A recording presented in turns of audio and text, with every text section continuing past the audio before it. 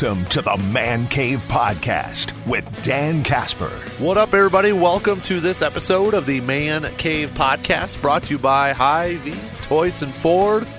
Shout out to Resonance Branding Company, the official swag provider for the Man Cave Podcast. Get that link to the Swag Cave by checking out the podcast description, and the link is at the bottom there. We're going to talk some Brewers at the second half of this podcast. Brandon Berg going to be joining me to talk some Brewers and Bucks, and that's where we're going to lead off with this podcast. Bucks with their season now officially in the books. You know, we heard from Dame last night. We heard from Doc. Big offseason, right? I mean, I don't want to try to over-dramatize it by any means, but I think we all know it's an important offseason. If there's three certainties, I did see this on social media where, you know, if Darvin Ham gets fired, he's the leading odds-on to be the next Bucks coach. And I'm like, Doc isn't going anywhere for this. Whether you like it or not, I can't.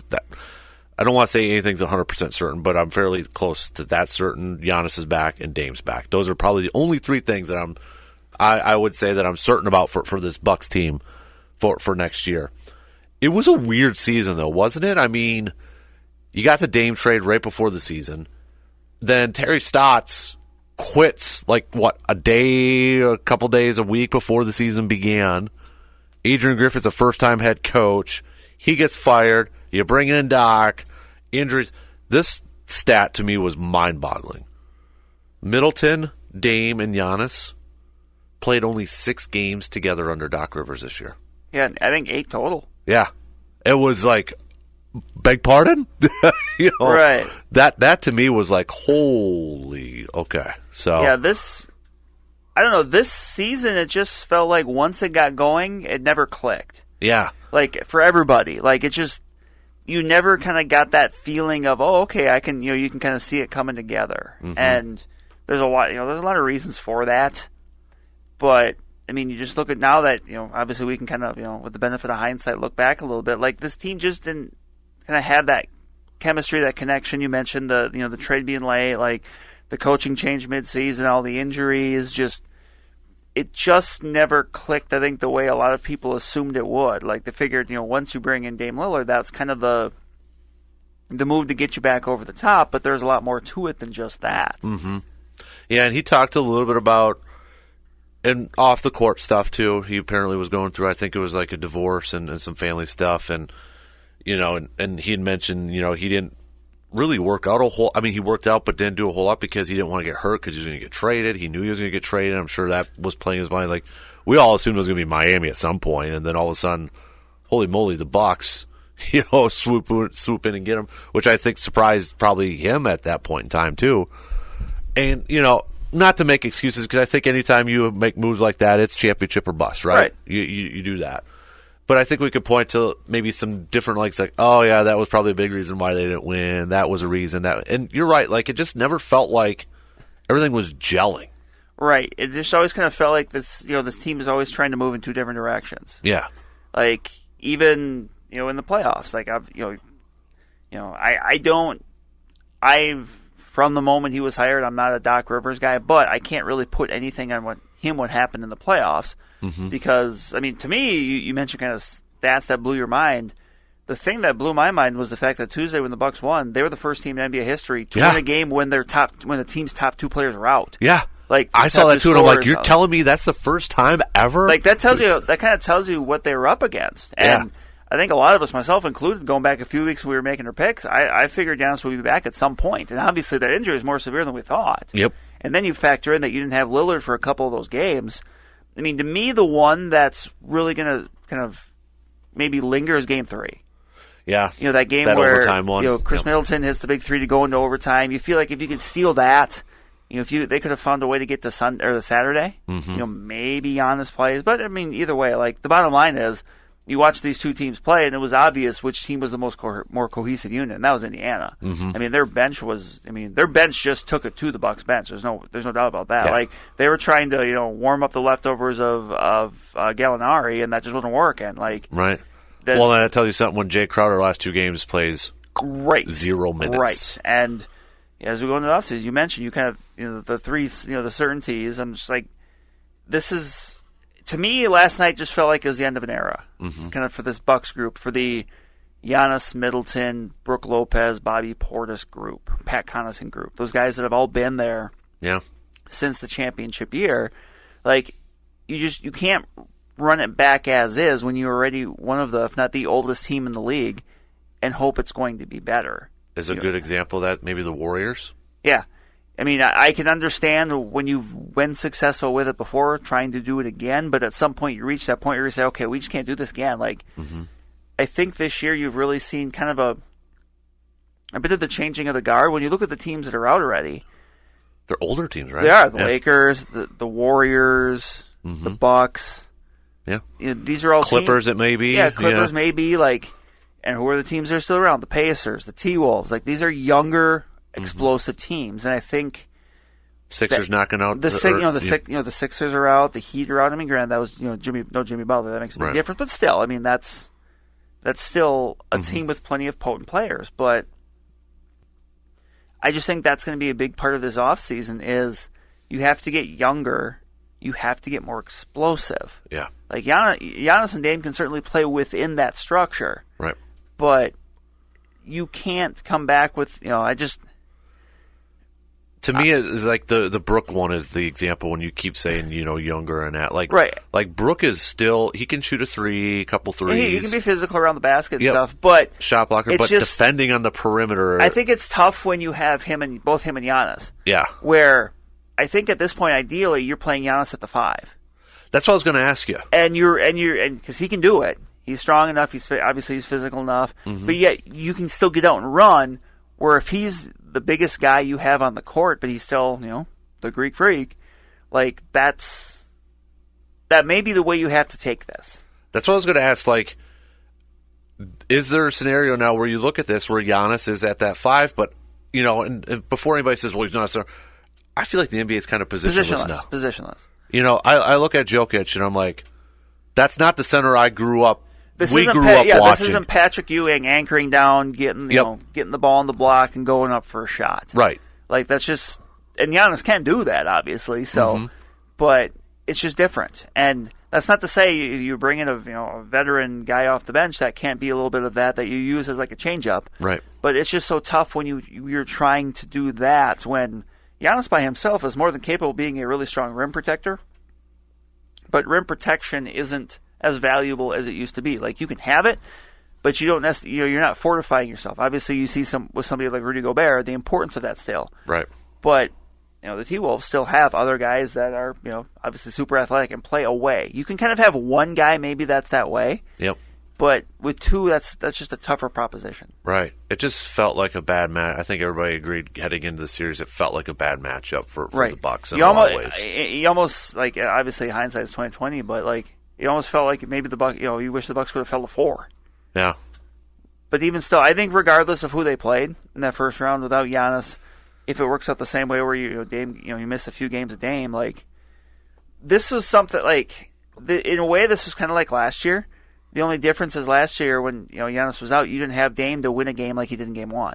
Right. Dame did more offensively in that Game 1 than Drew Holiday ever did, and obviously Drew came defensively. That was his impact, and then he had some offensive games. But I just I don't this year, last year, I feel like the result would be kind of the same given how things worked out in this series.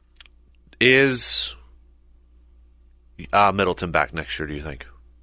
I think so. To me, because you're still making moves not only to try to be the best you can, but also to make Giannis happy. Mm-hmm. That's one where I feel like that's kind of the one to me where it's like, man, if you're making that move, you better have something really, really good because obviously Giannis and Middleton are close. Yep. And you saw in this series, Middleton still got it. It's just that you kind of need to limit it more. Mm-hmm. He's not going to be a guy that plays 82 games. Right. But, of all the things that went wrong in this series and all the things you can be disappointed with, I'm not sure you can really be that disappointed with how Chris Middleton played. Mm-hmm. Because the effort was darn sure there. And he had his big moments. Yep. Just not enough people did along with him. Right. I mean, that 42 in that Game 3, was... That was kind of a Chris Middleton moment to remind people, hey, I can still play. Yeah. Like, is Lopez back? I don't think so. I don't think so. I think the two guys that you kind of have to move on from as much as it hurts, because again, big parts of how successful this team has been is Brook Lopez and Bobby Portis. Ooh, you gonna throw Bobby in there too? Yes. To me, he's just been so hit or miss. Mm-hmm. And he had some really good games there, in the postseason. Obviously, Game 5, big reason they stick around. But you have to make moves that you have to do something, and there's only certain things there's certain things you can't do. So then that kind of puts everyone else in that spot. Right. It's unfortunate because obviously he has embraced Milwaukee. Milwaukee's embraced but you hate to see the fan favorites go when you talk right. about But there's just certain things you have to do. Mm-hmm. Pat?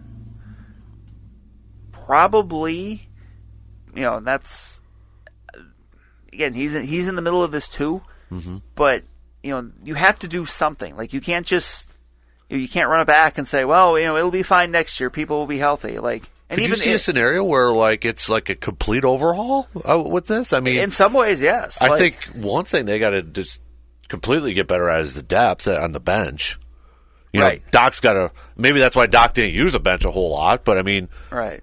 Started to use Andre Jackson a little bit more. Is he part of that equation? I don't know. AJ Green, whatever. Got, they've got as of right now. I mean, they've got a first-round draft pick they can use. Holy moly! It's not a lot of draft capital. No, it's not a lot. But you're right. You mentioned it earlier with Jay Crowder. That it feels like that was kind of the search since the title of trying to find that next PJ Tucker. Kind of maybe makes Mike Budenholzer's decisions more.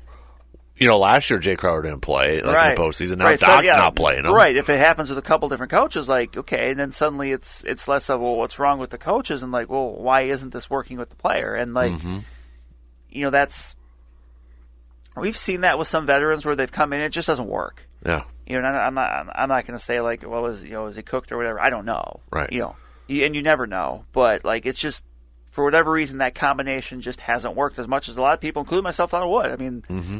That was kind of the, their white whale was trying to find that veteran tough three that could be a good defender but still hit some threes. That was what they got at PJ Tucker with the title team, and it was let's try to find it with somebody else, and they just haven't been able to find it with somebody else. Right.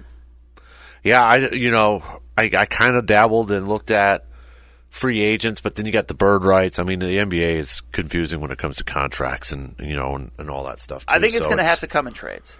Yeah, because you got to shell off some of that money. I mean, you can't just straight up release a lot of these guys. No.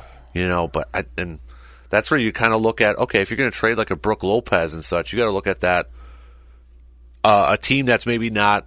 Would you say win now mode, or maybe it's one of those teams that's trying to build and you can get those younger assets off them? We've seen that before. Then they'll release Brook Lopez and all that sort of stuff. But to me, a day after it, I can't come up with that target. You know what I mean? That player target. It's too soon. I mean, that's what's going to the next few months are going to be for. Which, I mean, the thing is though, we're draft is next month, isn't it? Yeah, the draft is next month. Free agency's right after that. So it's not that far away. And I'm sure they're already thinking about it. And then this is big for John Horst, I think, because this is his team that he built. Right. This is the offseason, and this is the coach now that he's brought in and fired, hired. To me, this is a huge offseason for John Horst. Right. To figure this out. Right. And I mean, in hindsight, you're kind of thankful that Giannis extended at the start of last year because where would they be if he didn't this year? Well, and that's the thing, though, too, is I would hope he realizes, hey, I wasn't out there, so that's a big loss. I can't necessarily pin that. And I feel like he would have that approach just from what we know about him. Mm-hmm. But, yeah, it's massive. I mean, there's a few teams that are kind of in, massive, massive offseason mode. Philly's the same way. I mean, I think Joel Embiid's the only guy that they have that's really, under contract next year. Mm-hmm. So, there's going to be a lot of moving and shaking there. I know I had seen some people connecting some big names to Philly just because they have the money and obviously they have the opportunity. Yeah. Again, hindsight's 20/20. Dante DiVincenzo would still look pretty good in a Bucks uniform. He would, but he also got paid. Yeah, like, are you comfortable paying him what New York was able to pay him? No, it's just so, and that's a part of the equation. It is. Yep. I mean, let's face it. I mean, NBA contracts too are like dudes get paid. Yeah, PAID paid. You in ways it's a bit like baseball, where it's kind of like you almost have a window of some of these guys until like, okay, now they're going to get paid what they're worth. Yep.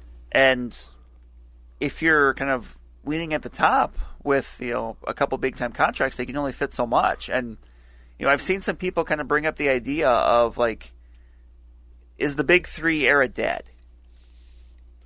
I was wondering about that. When you think, because there was that period. I mean, that was with the Bucks. I mean, it was Giannis, Middleton, Holiday. Yep. That was kind of their quote unquote Big Three, and every team was looking for that quote unquote Big Three. But now you look at the teams that are successful. Start with the Nuggets, like obviously they have Jokic, but it's not. They don't necessarily have like three big names. They have like Jokic and some other really good players that fit in well. Right.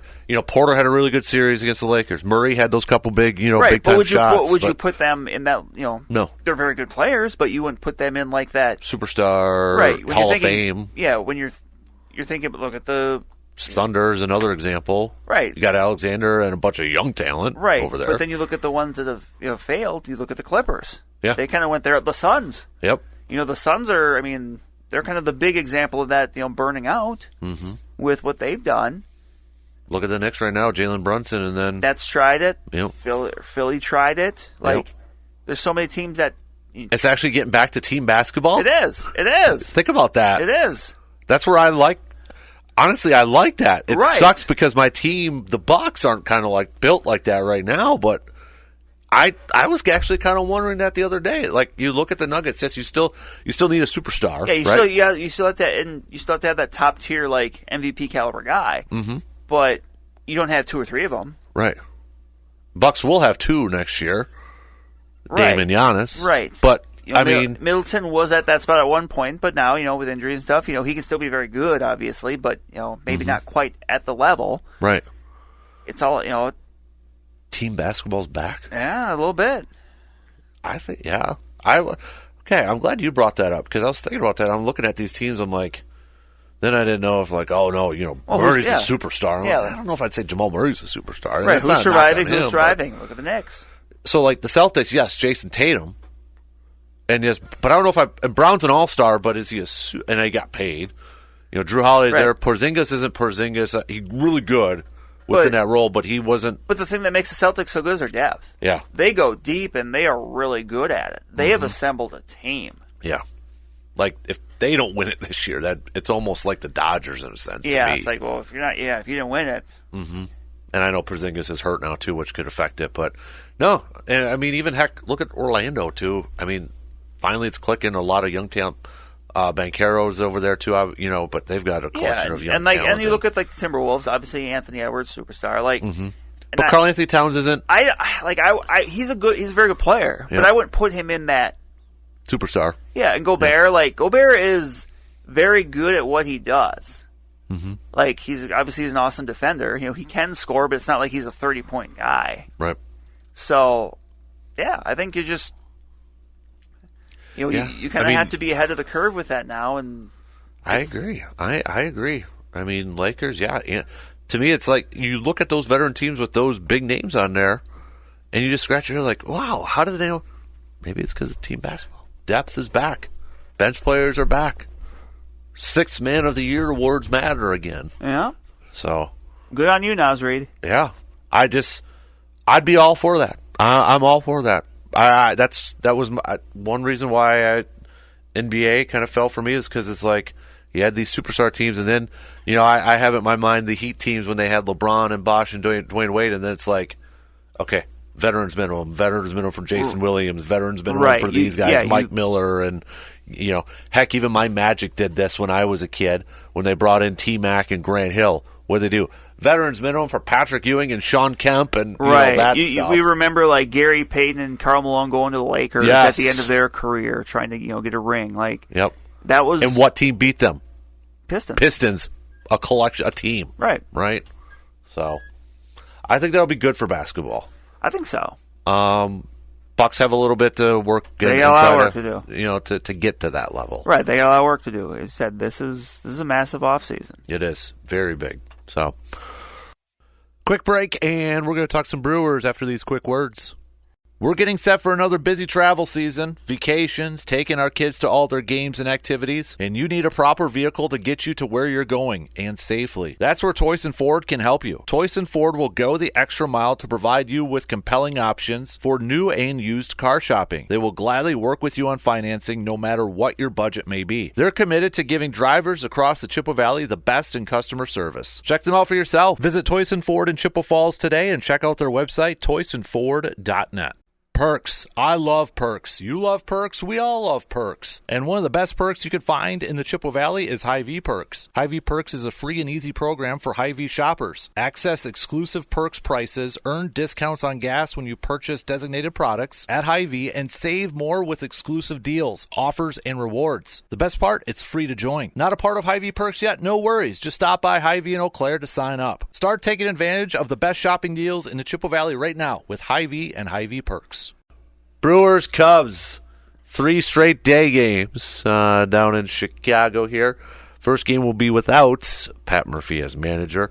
Let's rewind it here a little bit. How ridiculous was that umpiring crew? They've already made my Festivus list, Brandon. I mean, that's actually a really good point. Yeah, I mean, okay, Pat Murphy won. I'm sure he probably said some things. I mean, based on the John Boy video, there was some inflammatory verbiage, but I think it went both ways. Yeah, exactly. The one that I'm just like, how the heck? 5 games, okay, Freddie Peralta, it's the thing, well, he'll probably miss a start there. To me, the reason why he got suspended to begin with, to me, is just mind-boggling. Right. With the whole, first of all, he shouldn't have even gotten thrown out, in my opinion. Yes, that surprised me, because he hits a batter. Mm-hmm. Siri. Without any sort of warning, mm-hmm. in a game that they're up 6-1, in a game that he's not trying to throw at somebody because they're up 6-1, and he's trying to pitch deep into a game because the bullpen's taxed. I think he was at 66 pitches at that point or something. Right, in the 6th inning. I mean, he was set to go at least 7 innings, and what was very much needed for that bullpen. Yeah. Like, that's not a time you do it. And let's put it this way. If it comes out well after the fact that they were throwing at him, then it was dumb on their part, but I don't think that's the case. Right. Yeah. It was just and they didn't mind-boggling. And he didn't even throw him out right away. Right. They got together. He had to go talk to the crew. So it's like you threw him out, and you yourself at home plate didn't even think of it right away. Right. Yeah. I could not believe that. Could not believe that. And I think that escalated what happened a few innings later. Mm-hmm. With the Uribe Look. Uribe should be spent. Like, that was dumb. You don't come out throwing hands like that. You're not talking in that spot. Like, mm-hmm. As we've seen quickly with Abner Uribe, his motor runs hot. Yep. Like, and he's a young guy, but you can't do that. Like, that's he deserves he deserves the punishment he got. Mm-hmm. But I believe part of that situation that later developed was because of what happened earlier in the game with the officiating. I would agree. So, I don't know. I know Freddie's appealing, and because they're hoping that he can start on Sunday.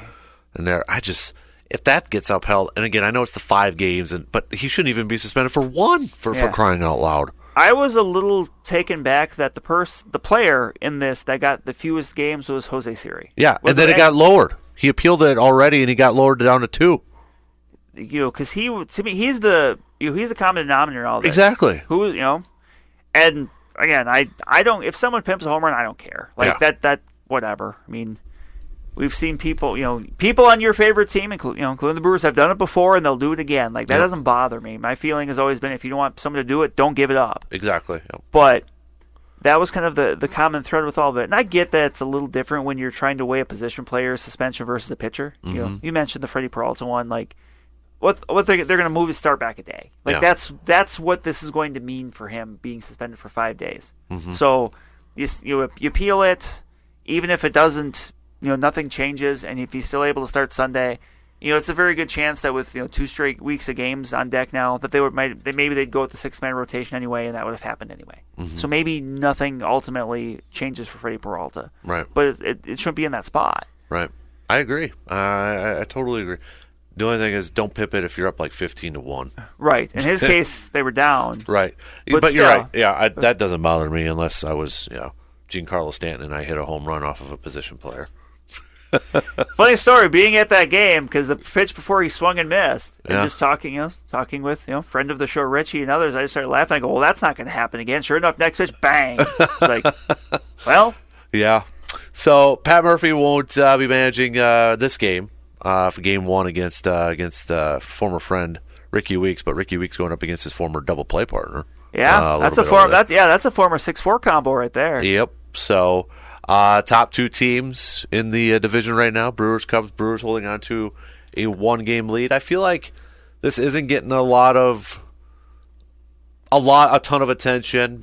I feel like that's going to come at the end of the month when Counsell returns to Milwaukee. That first game in Milwaukee, I think, is getting more hype. But still, I mean, remember, there's not as many of these now with the balanced scheduling, and these are two really good teams. Yeah, it's important. I wanted to bring up a couple players here, but Colin Ray, just because the other day, last year we didn't know who he was. He comes in, injuries. We see his season kind of, he was part of, started a lot of games, also came out of the bullpen. This year, still kind of an unknown what to expect. 3-0. They're 5-1 in the 6 games he has started. Surpassing your expectations in the early goings for Colin Ray right now? Yeah. I mean, he's eating innings. He's eating innings and providing, more often than not quality innings when he does. And that's all you can hope for. Him being able to go 6 innings on Wednesday was huge. Yeah. Leading into that off day, where you're able to, a lot of those guys, get your bullpen in a better spot. Like, that was absolutely necessary. And, he went out and he did it. Like, that's on a team where the rotation is just looking for all the innings they can find. Yeah.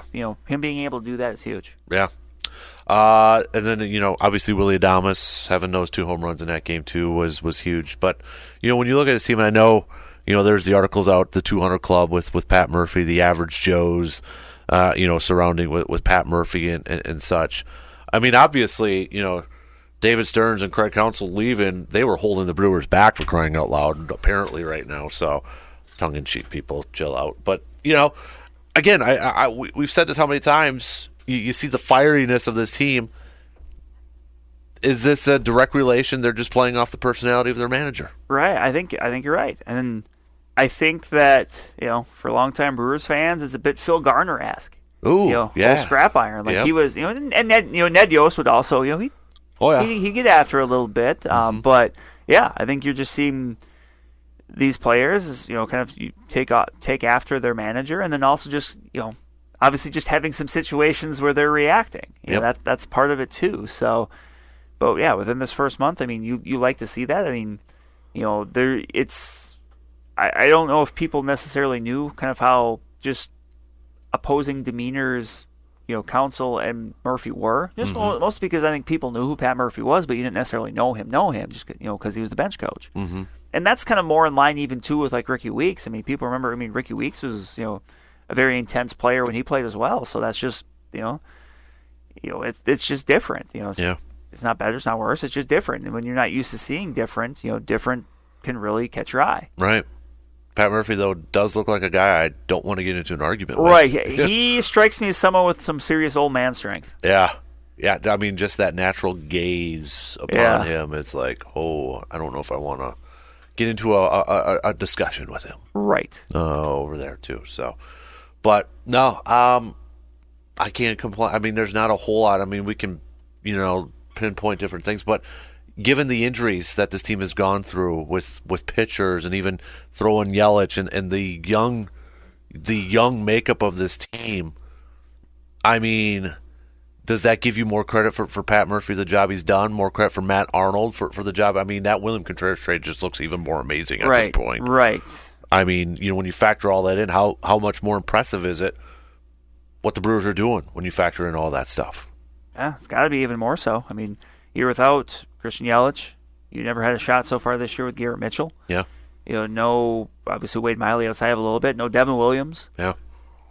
And here they are, starting today at the top of the division. Like with after a really good first month of the year. I mean, how can you not be pleased? Hudson and Wilson, those pitchers too. I mean, again, probably casual fans besides you didn't know too much about them. Probably didn't know about them.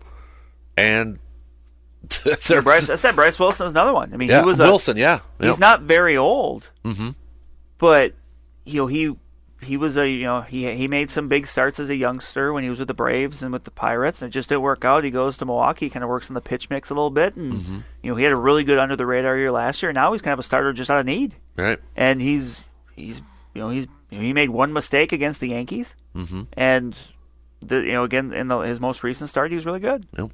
All right, that is going to do it for us on this episode of the Man Cave Podcast, brought to you by Hy-Vee and Toys and Ford. And again, big shout out to Resonance Branding Company, the official swag provider for the Man Cave Podcast. If you got a few seconds, if you haven't done so already, if you could, just give us a 5-star rating and a positive review like on Apple and Spotify. That way others can find the podcast. And don't forget to follow and subscribe to the Man Cave Podcast because, well, sometimes we drop a bunch of episodes, sometimes three a day. So never miss an episode because we got Inside the Training Room. We got our outdoor tidbits, all that fun stuff up there too. So until next time, I'm Dan Casper. I will talk to you on the next episode of the Man Cave Podcast.